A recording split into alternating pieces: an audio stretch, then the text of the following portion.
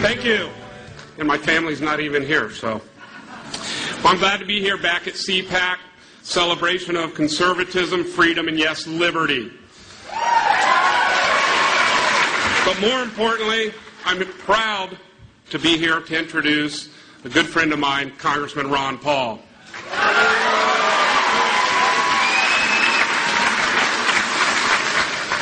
For those of you that don't know, Congressman Paul served proudly in the U.S. Air Force as a flight surgeon. He's a country doctor, an OB-GYN who's delivered over 4,000 babies. More importantly, he's been married to his wife Carol for 52 years. They have 5 children, 18 grandchildren, and 1 great-grandchild. He's a true man of principle, arguably the most principled man in Washington, a good friend of mine, the American taxpayer, and the Constitution, Dr. Ron Paul.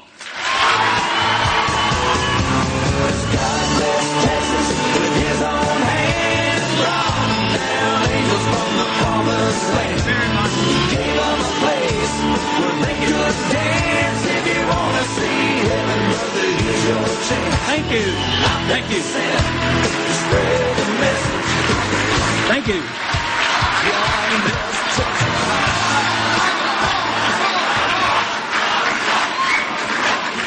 Good. Good. You keep that up, I won't have to talk very long. Very good. Thank you very much for that. Very nice welcome. It's good to be among friends.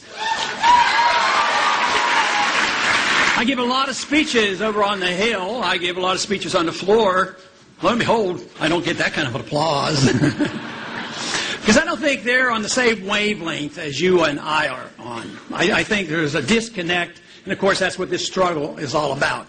I think in many ways the conservative movement has had a struggle defining a conservative. You know, we finally got the conservatives in charge. We have been struggling ever since Barry Goldwater and Ronald Reagan and the revolution of 1994 and the continuation of the year 2000. We finally get the House and the Senate and the presidency. And what did we do? We doubled the size of the Department of Education. I thought we were supposed to get rid of the Department of Education.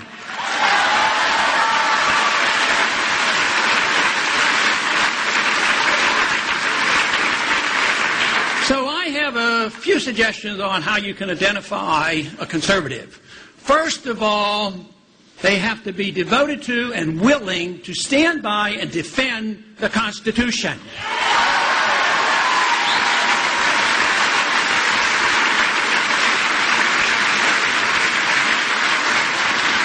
And of course, there's another position they ought to take. Many have. Many in this room will take that position. But it is absolutely necessary. A good conservative will start talking about and preaching on why we have to get rid of the Federal Reserve System.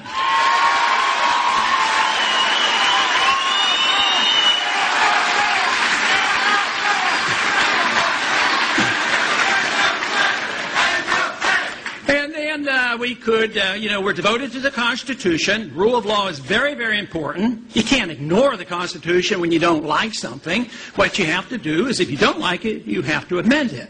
And I would like to make some amendments. I would like to remove 2 of them, the 16th and the 17th Amendment.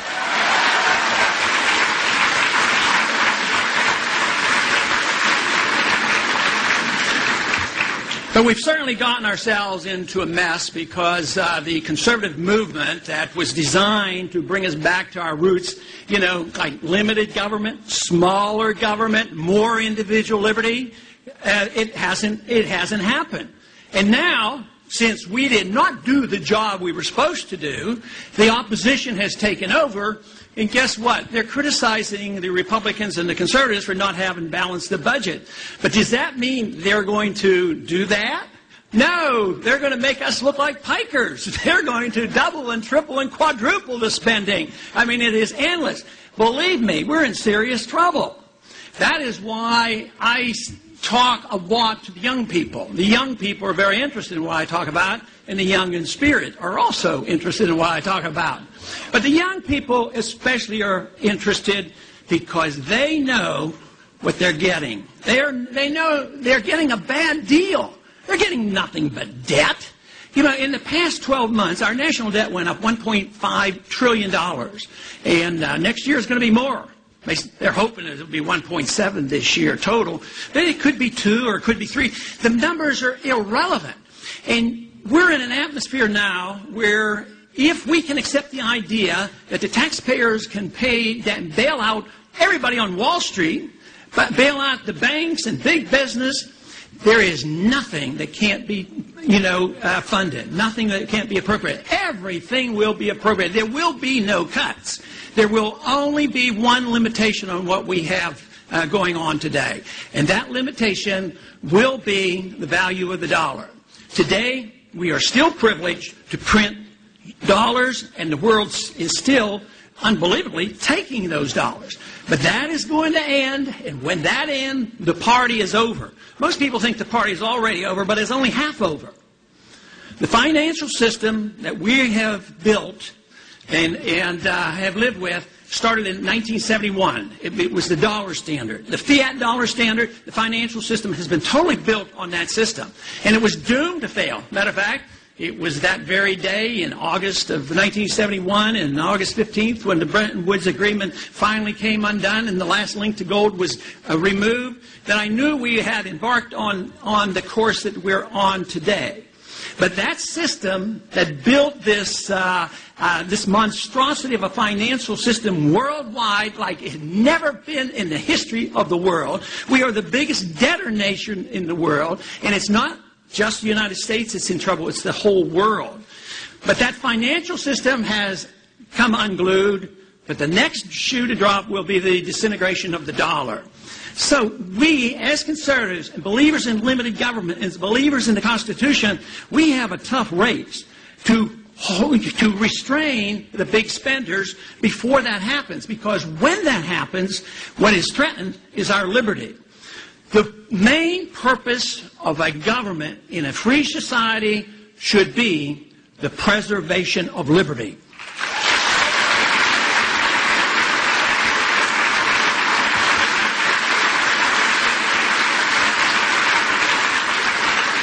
Fortunately, we live in a country that knew something about that and emphasized that in our early years. But we have forgotten it.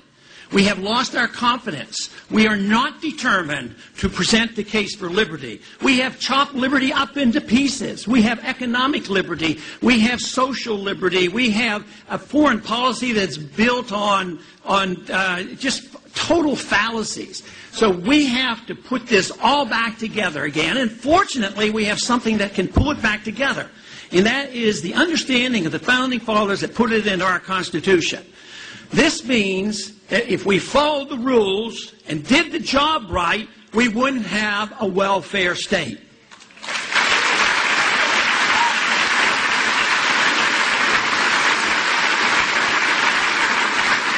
The job that we as believers and those who spread this message, the job we have is to present this case and still prove that we are the humanitarians. The liberal do-gooders, the big spenders who say that we're going to give you a free house to everybody, free medical care to everybody, free education, that's preposterous. But they still win. The last election had something to do with that. Everything is going to be for free. And yet the proof is, if you care about your fellow man, there is only one way you can maximize prosperity and maximize freedom, and that is through the rule of law and making sure that everybody understands that liberty is an individual thing and not a collective right.